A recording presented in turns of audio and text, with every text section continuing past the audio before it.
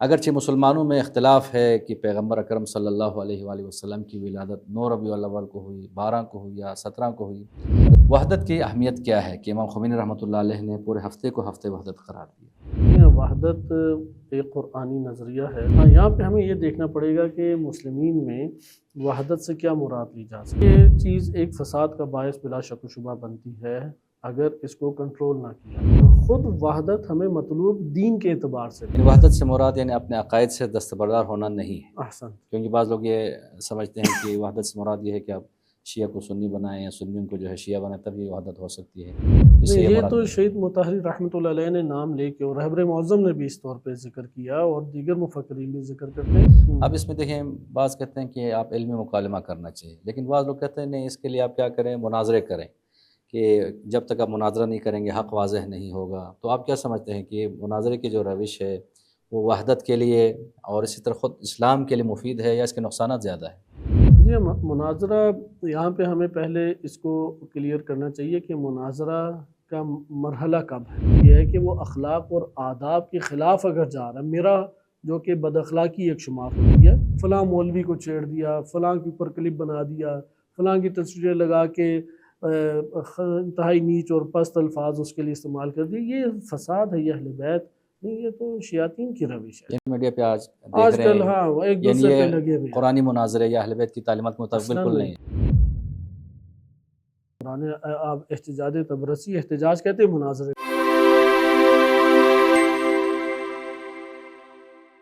بسم اللہ الرحمن الرحیم، الحمد للہ والصلاة والسلام علی اہلہا، بلغ العلا بکمالہ، کشف الدجا بجمالہ، حسنت جمیع خصالہ، صلوا علیہ وآلہ، اللہم صلی علی محمد وآل محمد۔ ناظرین محترم، ربیع الاول پیغمبر اکرم صلی اللہ علیہ وآلہ وسلم کی ولادت باسعادت کا مہینہ ہے۔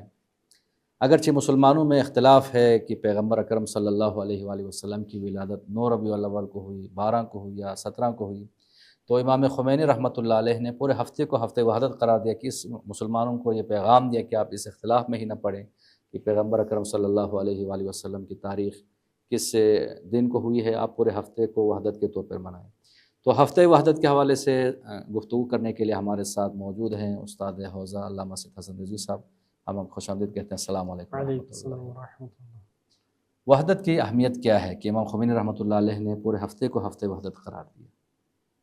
یہ وحدت ایک قرآنی نظریہ ہے۔ نبی اکرم صلی اللہ علیہ وسلم و ائمہ اطہار علیہ السلام، انہوں نے اپنے عمل اور اپنی سیرت سے اس کو باقاعدہ معاشرے کے اندر برپا کیا ہے۔ وحدت اور اختلاف وہ خود واضح مفہوم رکھنے والے معنی ہیں، کوئی ایسا نہیں ہے کہ اسی کوئی آپ کو تشریح کرنے پڑے، چونکہ بعض الفاظ ہیں وہ اپنی ضد سے پہچانے جاتے ہیں یا اپنے مخالف مقابل سے پہچانے جاتے ہیں۔ اختلاف کے مقابلے میں وحدت ہوتی ہے۔ ہاں، یہاں پہ ہمیں یہ دیکھنا پڑے گا کہ مسلمین میں وحدت سے کیا مراد لی جا سکتی ہے، چونکہ ایک اختلاف اللہ تعالیٰ نے تبھی اس کائنات میں رکھا ہے، جیسا کہ قبائل اللہ تعالیٰ نے بنائے ہیں، نسب قرار دیے ہیں، مزاج مختلف ہیں، رجحانات انسانوں کے مختلف ہیں۔ یہ چیز ایک فساد کا باعث بلا شک و شبہ بنتی ہے اگر اس کو کنٹرول نہ کیا جائے۔ صحیح۔ اس کو اگر ہم ارجاع دیں، مراجعہ اس کا کریں وحدت کی طرف، تو پھر یہ کنٹرول ہو جاتی ہے۔ یعنی یہ جو طبی اختلاف کائنات میں پایا جاتا ہے اور اس اساس میں لوگ ایک دوسرے سے جدا جدا ایک راستے نکالنے کی طرف آتے ہیں، اس کو اگر ہم نے کنٹرول کرنا ہے تو وہ وحدت کے ذریعے سے ہی کنٹرول ہوگا۔ مثلاً مجبوری ہے کہ قبائل اور نسب کا اس مادی کائنات کے اندر سلسلہ جاری ہو، لیکن فضیلت تقویٰ کو دی جائے۔ فضیلت کے لیے مثلا آ جائیں نبوت اور رسالت اور امامت اور اطاعت کی طرف، اور اطاعت میں اب جہاں پہ نفس کے ساتھ اور اطاعت کا ٹکراؤ ہو تو نفس کی اطاعت نہ کریں، بالکل مثلا دین کی اطاعت کریں۔ تو یہاں پہ آپ نے دیکھا کہ ایک بڑا ہمارے پاس پہلو کہ ابھی ہم وحدت مسلمین کی طرف نہیں آتے، جو مسلمانوں میں وحدت ہے، خود وحدت ہمیں مطلوب دین کے اعتبار سے بھی ہے۔ صحیح۔ دینی تعلیمات میں جب تک ہم توحید اور وحدت سے تعلق قائم نہیں کریں گے تب تک اختلاف جو ہے ہمیں فساد کی طرف لے جائے گا، لیکن اگر ہم نے وحدت قائم کر لی اطاعت میں، توحید میں، افکار میں، نظریات میں، تو ہم اس فساد سے بچ جائیں گے۔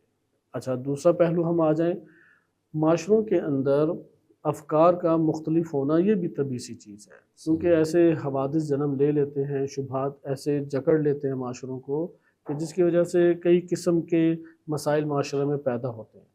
ادھر شہید مطہری رحمۃ اللہ علیہ نے صراحت کے ساتھ یہ لکھا ہے، رہبر معظم اپنے بیانات میں ذکر کر چکے ہیں، امام خمینی رحمۃ اللہ علیہ تو بہت شدت سے اس کو بیان کرتے رہے ہیں کہ مسلمان اپنے تعلیمات کے اشتراک میں اور اپنے معاشرے کے مفادات اور معاشرے کی جو ضروریات ہیں اس کے اہداف ایک ہدف میں وحدت اختیار کر لیں، یعنی جو مشترکہ ہمارا ایک محاذ ہے یا مشترکہ جو ہمارے پاس ایک پلیٹ فارم و میدان بنتا ہے، ان مشترکات میں وحدت کو ظاہر کریں، اور یہ تعلیمات ائمہ اہل بیت علیہ السلام کی۔ یعنی وحدت سے مراد یعنی اپنے عقائد سے دستبردار ہونا نہیں ہے، احسن۔ کیونکہ بعض لوگ یہ سمجھتے ہیں کہ وحدت سے مراد یہ ہے کہ آپ شیعہ کو سنی بنائیں یا سنیوں کو جو ہے شیعہ بنائیں تب یہ وحدت ہو سکتی ہے، تو اس سے نہیں، یہ یہ مراد تو نہیں ہے۔ شہید مطہری رحمۃ اللہ علیہ نے نام لے کے اور رہبر معظم نے بھی اس طور پہ ذکر کیا، اور دیگر مفکرین بھی ذکر کرتے ہیں کہ وحدت اپنے افکار نظریات سے دستبردار ہونا نہیں ہے، یعنی وحدت یہ نہیں ہے کہ شیعہ سنی بن جائے یا سنی شیعہ بن جائے، نہ وحدت جو ہے وہ سنی کو شیعہ بنانے کے لیے، اور یہ بھی ہمارے ذہن میں وسوسہ ختم ہونا چاہیے کہ وحدت مجبوری کی وجہ سے نہیں ہے کہ ضعیف وحدت کی بات کرتا ہے، قوی بھی وحدت کی بات کرتا ہے، جیسے امیر المومنین علیہ السلام 4.5 سال جو حکومت تھی اس میں قوی تھے، لیکن اس کے باوجود وحدت کو انہوں نے بالاتر رکھا، وحدت کو انہوں نے غلبہ دیا اور اس کو عملاً اختیار کیا۔ بس وحدت اول یہ ہے کہ آپ اپنا موقف ادلہ کے ساتھ رکھیں، تحقیقات کا دروازہ کھلا ہے، اپنے موقف سے دستبردار نہ ہوں، لیکن اختلافات کو آپ اپنی چار دیواری میں مقید کریں، اختلاف کو معاشرے کے فساد کا باعث قرار نہ دیں، جیسے امام علی علیہ السلام نے فدق کا مطالبہ نہیں کیا 4.5 سالہ اپنے دور میں، چونکہ وہ جو موضوع تھا وہ آگے جا کے ایک یعنی اس کا اپنا وقت آنا تھا کہ اس کو قانونی طور پہ مطرح کیا جائے اور قانونی طور پہ اس کو لایا جائے، یا خلیفہ سوم کے قتل کا مسئلہ کہ امام علی علیہ السلام کا موقف تھا اسے عدالتی طریقے سے حل کیا جائے اور مجرمین کو لایا جائے، انہیں واقعی سزا دی جائے، یا اسی طریقے سے تراویح کا مسئلہ اٹھا۔ اب یہ فقہی نوعیت کے اور کچھ آپ کے شخصی نوعیت کے مسائل ہیں، تو ان مسائل میں امیر المومنین علیہ السلام نے وحدت ملی، وحدت قومی کو، وحدت دینی کو ٹوٹنے نہیں دیا، اور اس موقف کے لیے انتظار کیا کہ جب وحدت کا یعنی معاشرے میں یہ فساد کے باعث نہ بنے، معاشرے کے اندر تقسیم کا باعث نہ بنے، اس وقت ان کو اپنے صحیح طریقے سے حل کیا جائے۔ لہٰذا یہ تبادلہ نہیں ہے اعتقادات کا، موقف اپنی جگہ باقی ہیں، اور اختلاف کی جو صورتیں ہیں وہ ادلہ کے ساتھ تحقیق کر سکتے ہیں، لیکن آپ مشترکات کو ظاہر کریں۔ لیکن جو اختلافی جو مسائل ہیں، اب اس میں دیکھیں بعض کہتے ہیں کہ آپ علمی مکالمہ کرنا چاہیے، لیکن بعض لوگ کہتے ہیں نہیں، اس کے لیے آپ کیا کریں، مناظرے کریں، کہ جب تک آپ مناظرہ نہیں کریں گے حق واضح نہیں ہوگا۔ تو آپ کیا سمجھتے ہیں کہ مناظرے کی جو روش ہے وہ وحدت کے لیے اور اسی طرح خود اسلام کے لیے مفید ہے یا اس کے نقصانات زیادہ ہیں؟ جی، مناظرہ یہاں پہ ہمیں پہلے اس کو کلیئر کرنا چاہیے کہ مناظرہ کا مرحلہ کب ہے۔ قرآن کریم کی واضح آیت ہے ادع الی سبیل ربک بالحکمت والموعظۃ الحسنۃ وجادلہم باللتی ہی احسن، یعنی آغاز میں دعوت دو دین کی طرف، اللہ کی طرف، لیکن حکمت کے ساتھ۔ حکمت یعنی عقلی دلیل پیش کرو، تحلیل پیش کرو، جیسا کہ امام علی علیہ السلام نے جنگ صفین میں بھی جب ان کو جذبات ابھارنے کے لیے جوشیلی تقریر کی، تو جناب حجر بن عدی رضی اللہ عنہ، عمر بن حمیق اور اس طرح کے دیگر اصحاب امیر المومنین علیہ السلام، انہوں نے سب و شتم شروع کر دیا شامیوں کے اوپر۔ تو امام اپنے خیمے میں قیام گاہ میں واپس پلٹے تھے تو شور شرابہ اس حوالے سے سنا اور پوچھا، دریافت کیا کہ یہ کیا ہے، تو بتایا کہ یہ لوگ سب و شتم شامیوں پہ کر رہے ہیں۔ تو امام نے فرمایا کہ انہیں اس کام سے روکو، کہو کہ یہ کام نہ کرو۔ تو جب امام نے روکا تو وہ آگے امام سے ملنے اور فرمایا کہ یا امام کیا ہم حق پر نہیں ہیں؟ امام نے فرمایا تم حق پر ہو۔ کہا کیا وہ باطل پہ نہیں ہے کہ جان ہماری لینے کے لیے میدان میں اٹھ آئے ہیں، باغی گروہ جو ہے وہ ایک جمگھٹا بنا کے وہ میدان جنگ میں اب آ گیا؟ تو امام نے فرمایا کہ وہ باطل پہ ہیں۔ پھر امام نے یہ حصہ نہج بلاغہ میں بھی آئی، اب جو بیان کر رہا ہوں، کہ امام فرماتے ہیں مجھے پسند نہیں ہے کہ تم سب و شتم کرنے لگو۔ مفتی جعفر حسین رحمۃ اللہ علیہ نے اس کا ترجمہ کیا کہ مجھے یہ پسند نہیں کہ تم گالیاں دینے لگو. صحیح. ہاں اگر کوئی پتہ کی بات بنتی ہے تو یہ ہے کہ تم ان کے اعمال کو پیش کرو، یعنی تحلیل کرو ان کے اعمال کو، ان کے اعمال کے اعمال سیئہ کے اوپر نقد کرو. اور یہ سیرت اہل بیت علیہ السلام تھی. لہذا مناظرہ آخری ایک ہمارے پاس ذریعہ بحث ہے، آخری پیغام پہنچانے اور دفاع کرنے کے اعتبار سے اسلوب ہے. اور وہ بھی قرآن اور کا وہ احسن ہاں انداز میں. باللتی ہی احسن، احسن سے ادھر مراد یہ ہے کہ وہ اخلاق اور آداب کے خلاف اگر جا رہا ہے، میرا جو کہ بد اخلاقی ایک شمار ہوتی ہے، ممارات جسے کہتے ہیں کہ بیجا بحث مباحثے کو کہتے ہیں ممارات. صحیح. اعتکاف میں شرن جائز نہیں ہے، حج میں شرن جائز نہیں ہے، کفارہ بھی اس چیز کے ذریعے عائد ہوتا ہے.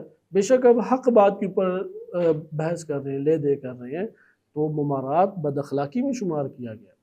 لہذا باللتی ہی احسن سے مراد یہ ہے کہ ممارات نہ ہو، غلبہ دینے کے لیے اپنی بات کو بیجا طور پہ یا توہین کے لیے بات چیت نہ کی جائے.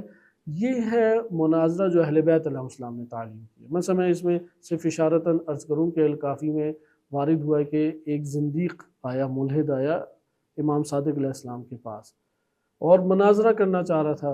تو وہ بعض اصحاب سے وہ مناظرہ کر چکا تھا، تو اس کے ساتھ تھوڑی سی کرختگی کے ساتھ اصحاب نے کلام کیا یا بدتمیزی سے تھوڑا کلام کیا. تو امام نے اپنے اصحاب کو اس حوالے سے منع فرما دیا کہ اس طرح سے کلام نہ کرو، اسے بولنے دو، جو سوال اٹھاتا ہے اس سے سوال اٹھانے دو.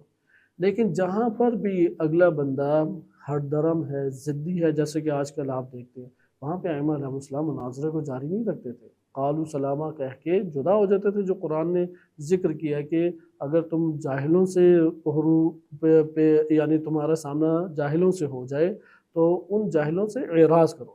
بس یہ جو اہل بیت علیہ السلام نے مناظرے کا حکم دیا، یہ ہے مناظرہ دفاعی یا مناظرہ باللتی ہی احسن، جس میں توہین نہیں ہے، گالم گلوچ نہیں ہے، ضد بازی اور لجاجت نہیں ہے، تمسخر اڑانا دوسرے. تمسخر اڑانا، یہ بیجا چھیڑ چھاڑ بھی نہیں ہے. ایک ہوتا ہے نا بیجا چھیڑ چھاڑ، جیسے ہشام بن حکم رضی اللہ عنہ بڑے عظیم مناظر گزرے ہیں، لیکن کسی جگہ توہین نہیں دیکھیں گے کہ انہوں نے توہین کی ہو، چھیڑ چھاڑ بیجا کی ہو کہ اب باتیں ختم ہو گئی ہیں، چلو رجال کی کتابوں سے ایک اور صحابی کو تمسخر کرتے ہوئے لے آئے، فلاں مولوی کو چھیڑ دیا، فلاں کے اوپر کلپ بنا دیا، فلاں کی تصویریں لگا کے انتہائی نیچ اور پست الفاظ اس کے لیے استعمال کر دی. یہ فساد ہے، یہ اہل بیت نہیں، یہ تو شیاطین کی روش ہے. یعنی جو سوشل میڈیا پہ آج دیکھ آج رہے کل ہیں، ہاں ایک یعنی دوسرے پہ یہ لگے ہوئے ہیں. قرآنی مناظرے یا اہل بیت کی تعلیمات کے مطابق اصلاً بالکل نہیں ہے. قرآن آپ احتجاج تبرسی، احتجاج کہتے ہیں مناظرے کو عربی میں، احتجاج تبرسی 2 جلدی کتاب ہے. ائمہ علیہ السلام کے سب مناظرے جو کتابوں میں اس وقت موجود تھے اور پہنچے مرحوم تبرسی رحمۃ اللہ علیہ تک، انہوں نے جمع کی. اس میں کہاں اس طرح کے آپ ایک بھی مورد اس طرح کا نہیں دیکھ سکتے جس میں اس طرح کی گالم گلوچ یا لجاجت یا ضد بازی یا ایک دوسرے کے مقدسات کا تمسخر اڑانا نہیں ملے گا. بس ایک مناظرہ ہو گیا دفاعی اور ایک مناظرہ فسادی.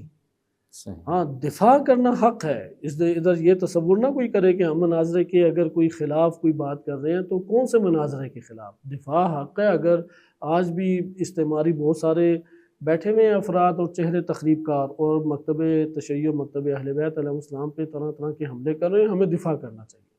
لیکن اگر ہم اس دفاع ہی کی صورت کو چھوڑ کے بد اخلاقی پہ اتر آئیں، آداب کے دائرے سے باہر نکل آئیں، یا اسی طریقے سے ہم مقدسات اگلوں کے چھیڑ کے تفرقہ بازی کا باعث بننا شروع ہو جائیں، یہ تو مکتب تشیع کے خلاف آگے بڑھنا کہلائے گا. اس لیے مناظرہ فسادی وہ ابلیس کی طرف سے ہے. نہج بلاغہ میں امام علی علیہ السلام نے جو وحدت کے حوالے سے کوئی 8-10 سے زیادہ مقامات ہیں جہاں گفتگو موجود ہے، ان میں سے تکرار کے ساتھ یہ بات موجود ہے کہ شیطان ہے جو تم میں اختلاف ڈالنا چاہتا ہے. اور فَإِنَّ يَدَ اللَّهِ مَعَ الْجَمَاعَةِ، جماعت کے ساتھ تم جڑے رہو، چونکہ اللہ کا جو ہاتھ ہے وہ جماعت کے ساتھ ہے. پھر امام نے فرمایا کہ وہ شخص جو سب اس جماعت سے دور ہو کے نکل کھڑا ہو باہر، وہ اسی طریقے سے شیطان کا شکار ہو جاتا ہے جیسے گلے سے اگر باہر بکری کو نکال دے تو وہ بکری بھیڑیوں کا شکار ہو جاتی ہے. جیسا آپ نے یہ ملاحظہ کیا کہ مناظرہ فسادی بلا شک و شبہ وحدت کے قیام میں بہت بڑی رکاوٹ ہے، اور ہمارے مفکرین اس کے خلاف جو مکتب امام خمینی ہے، یعنی رہبر معظم انقلاب جو افکار پیش کرتے ہیں، اس میں بھی وحدت کو بنیادی حیثیت حاصل ہے. لیکن ہم دیکھتے ہیں کچھ ایسے افراد ہیں جو امام خمینی سے بھی جو ہے نا وہ بہرحال عقیدت کا اظہار کرتے ہیں، انقلاب سے، ولایت فقیہ سے، لیکن وہ بھی بعض اوقات یعنی ایسی باتیں کرتے ہیں یا ایسے مناظرے کرتے ہیں جو وحدت کے منافی ہیں۔ یہ یا تو فکری ایک مسئلہ ہو سکتا ہے یا مزاجی مسئلہ ہے۔ مثلا بعض افراد معلومات فکری اچھی رکھتے ہیں لیکن وہ راسخ اتنا قلوب میں نہیں ہوا کہ آپ اسے ایمان کے سطح تک وہ پہنچا پائیں۔ اور بعض لوگوں کا مزاج، اپنا مزاج غالب ہوتا ہے ان کی معلومات کے اوپر۔ مثلا مزاج ہے کہ فلاں گروہ کے ساتھ رہنا ہے، یا مزاج ہے کہ فلاں بندے کی تائید کرنی ہے، یا فلاں بندے کے ہمراہ رہنا ہے۔ مزاجوں کے اوپر بعض افراد چلتے ہیں اور وہ اس مزاج کو اپنا موقف بھی قرار دیتے ہیں۔ تو ٹھیک ہے، مزاج کے ساتھ اگر چلیں تو اس کو وہ یہ نہ قرار دیں کہ فکر امام خمینی بھی یہی ہے یا میں ان فکری طور پہ ہی اس کا پیرو ہوں۔ فکری طور پہ معلومات لینے سے، درس دینے سے پیرو نہیں بنتا۔ فکر کا مطلب ہی یہ ہے کہ وہ معلومات جو آپ کے عمل سے ظاہر ہو جائے، جو معلومات کی سطح آپ کو عمل کے دائرے میں لے آئیں، اسے کہتے ہیں فکر۔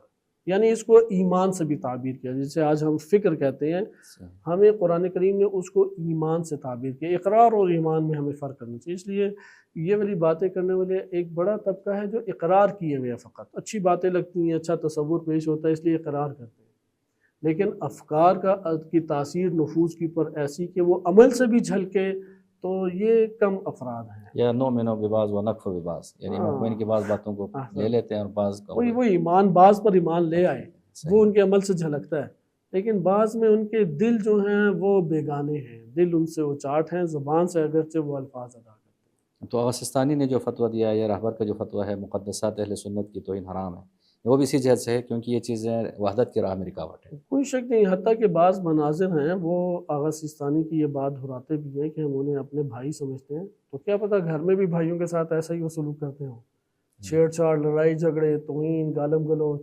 تو جو اس سطح کا فرد ہو کہ جو اپنے بھائیوں کو ہی اور اپنے آس پاس کے افراد کو یا اپنے ہی علماء کو نہیں چھوڑتا، تو اسے کیا توقع کی جا سکتی ہے کہ کسی مسئلے کے اوپر اسے یہ توقع کریں کہ وہ آئے سنجیدہ بات کریں، یا وہ دین کی واجب حدود کا جو خیال نہیں رکھتا، وہ دین کا کیسے مدافع ہو سکتا ہے؟ تو یہ مسائل ہیں کہ آغا سیستانی کے پوری دنیا میں اس حوالے سے خصوصی استقبال کیا گیا رہبر معظم کے بیانات، اور ہم اس کی تاثیر اپنے وطن عزیز میں دیکھیں۔ مثلا یہ والی بات جو میں اب کرنے لگا ہوں، یہ ہر ایک کے لیے لمحے فکری اور خود یہ احساس کرتا ہے کہ اگر پاکستان کی فضا میں مناظرہ اور تبرہ نہ ہوتا، اعلانیہ طور پہ آپ اپنے چار دیواری میں اختلاف اور موقف کے اعتبار سے عمل کرنے میں آزاد ہیں، لیکن آپ معاشرے کے اندر جب قدم رکھتے ہیں، اگر یہ تبرعی جو سلسلہ ہے اور اسی طریقے سے جو فسادی مناظرہ ہے، نہ کہ دفاعی مناظرہ تو برحق ہے، فسادی مناظرہ اور یہ تبرع سلسلہ نہ ہوتا، شاید پاکستان کی بڑی تعداد وہ دائرہ تشیع میں داخل ہو چکی ہوتی۔ تو یہ ایک احساس خود ہم پاکستان میں اہل سنت کے درمیان رہتے ہوئے کرتے بھی ہیں کہ اہل سنت حضرت ابو طالب علیہ السلام کا جو دفاع بعض کرتے ہیں، اور خوش عقیدہ بہت سارے اہل سنت ہیں، محبت کا جو ولولہ ان میں پایا جاتا ہے، بہترین انہوں نے قصیدے لکھے ہیں، عزاداری اور دیگر چیزوں میں شرکت بھی کرتے ہیں، ایک بڑی تعداد ہے۔ لیکن جب وہ اس طرف سے آتے ہیں اور خود ساختہ چیزیں دیکھتے ہیں اور مقدسات کی توہین دیکھتے ہیں، کیونکہ بالآخر ایک شبہ امت کے اندر ایجاد ہو گیا، وہ شبہ امام زمان علیہ السلام کے دور میں ہی حل ہونا ہے۔ اس شبہ کے اوپر ہم یہ کہہ سکتے ہیں کہ آپ اپنے اختلاف کو چار دیواری اور تحقیق کے دائرے میں رکھیں، لیکن آپ اس کو لے کے آ جائیں میدان میں، اور اس میدان میں لانے کے بعد اس کے اوپر آپ بول چال شروع کر دیں، تو اسی طرح میدان جنگ بن جائے گا جیسے جنگ جمل بنا، جیسے قتل عثمان کے دور میں مسائل کھڑے ہوئے۔ یعنی امام علی علیہ السلام نے 4.25 سال حکومت کی، ذوالفقار ہاتھ میں تھی، حکومت ان کے ہاتھ میں تھی، 95% ریاست اسلامی ملک کے ہاتھ میں تھی، انٹیلیجنس ہے، فوج ہے اور دیگر ادارے ہیں، بیت المال ہے۔ اچھا، اب اس سب کے باوجود امیر المومنین علیہ السلام نے ایک دفعہ بھی ممبر کے اوپر ان اختلافی مسائل کی پر گفتگو نہیں کی، ایک مرتبہ بھی۔ حتیٰ خطبہ شکیہ بھی خطبہ نہیں ہے، جیسے یوسفی غرویان، آیت اللہ یوسفی غرویان حافظہ اللہ تعالی، بزرگ مورخ شخصیت ہیں، وہ بہت شدت سے اس بات کو کہتے تھے کہ خطبہ شکیہ وہ خطبہ نہیں کلام ہے، چونکہ تنہائی میں ابن عباس سے کیا گیا اور درمیان میں پھر ایک شخص آ گیا اور وہ توقف ہوا. اس توقف کے بعد ابن عباس نے پھر انتہائی کوشش کی کہ امام اپنے کلام کو جاری رکھے. تو امام نے کہا نہیں، یہ ایک شقیہ تھا جو کہ بس بیان ہو گیا. تو اس سے ہمیں یہ پتہ لگتا ہے کہ اس وقت جب حالات سازگار نہیں تھے تو ہم یہ سمجھتے ہیں کہ اب جب مکتب بن چکے ہیں، کتابیں چھپ چکی ہیں اور اپنے ان کے قواعد وضع ہو چکے ہیں، تو اس صورت میں آپ ان موضوعات کے اوپر باتیں کر کے کسی کے دل کو ادھر کھینچ کے لے آئیں گے، بلکہ اس کے لیے آپ ایک فضا اخلاق کی، جیسے وہی سیرت امیر المومنین علیہ السلام پہ خلاصہ چلیں، یہاں تک کہ یہ فضا بنے اور خود تحقیق کرنے والا تحقیق کرے اور ایک موقف کو وہ اختیار کرے. جس طرح رہبر بیان کرتے ہیں کہ مسلمان خود مولا علی کی ذات پہ اختلاف کا شکار ہے، کوئی کہتا ہے پہلا ہے، کوئی کہتا ہے چوتھا ہے، جبکہ خود مولا علی پوری زندگی وحدت کی دعوت دیتے رہے. تو سوال یہ پیدا ہوتا ہے کہ عام طور پر جب وحدت کی بات ہوتی ہے، عام طور پر وحدت بین المسلمین کی بات ہوتی ہے، لیکن تو کیا وحدت بین المومنین کا بھی کوئی حکم نہیں ہے؟ بلا شک و شبہ وحدت مومنین جو ہے وہ تو بالاتر ہے اس سے. وحدت مسلمین اول یہ ہے کہ ہمارا مومن سے مراد اگرچہ فرقہ واریت والا مومن ہے تو یہ ایک اور الگ بات ہے، چونکہ قرآن کریم میں کلمہ آمنو جو ہے وہ ایک معنی میں استعمال نہیں، بعض خاص جگہوں پہ خاص معنی میں استعمال ہوا ہے اور بعض اوقات عام معنی میں، جیسے یا ایھا الذین آمنو کتب علیکم الصیام یا ایھا الذین آمنوا وضو کے مسائل اس میں بیان کیے گئے. ادھر شیعہ سنی دونوں ہی مقصود ہیں. ہاں ادھر آپ مسلمین مراد لیں گے، آمنو یعنی مسلمین.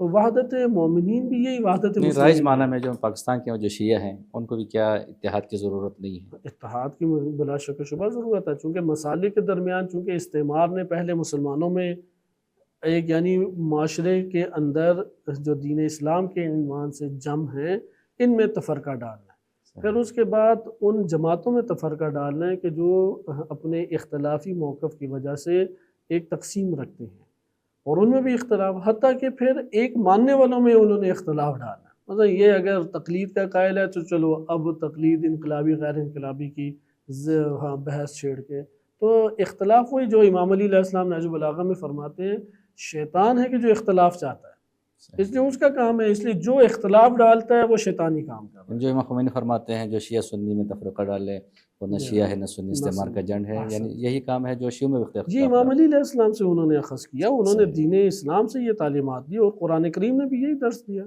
اس لیے یہ جو ہمارے پاس موضوع ہے یہ مزید واضح اس حوالے سے ہو جاتا ہے کہ آپ انبیاء علیہ السلام اور ان کی سیرت کا قرآن کریم میں مطالعہ کریں تو وحدت کو پارا نہیں ہونے دی.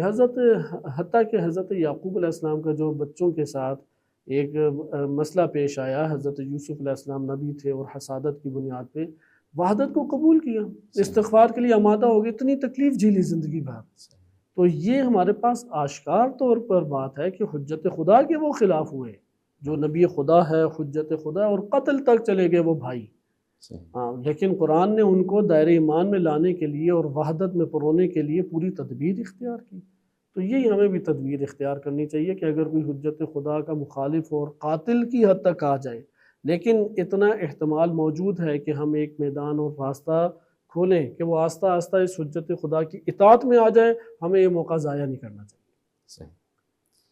علامہ اقبال فرماتے ہیں منفعت ایک ہے اس قوم کا نقصان بھی ایک، ایک ہی سب کا نبی دین بھی ایمان بھی ایک، حرم پاک بھی اللہ بھی قرآن بھی ایک، کچھ بڑی بات تھی ہوتے جو مسلمان بھی.